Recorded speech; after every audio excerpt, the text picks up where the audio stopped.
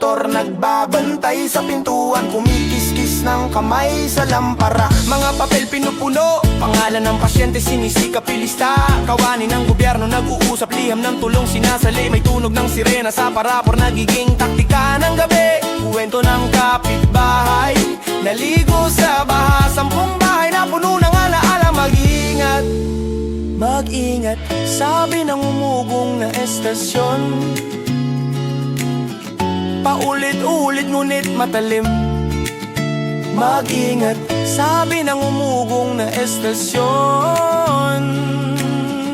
Paulit-ulit ngunit matalim. Langit nagpapadilim, ilaw ng poste sumasahol sa dilim. Ang lupa umaamo parang nagkikibit balikat sa bigat ng bituin. Mesa ng ospital puno ng hawak-hawak na mga lista at reseta. Nakaubos ang kamay sa mga takip, pumipila ang dukha at guro. May nakangiting nurse na nagpupuslit ng gamot sa baso.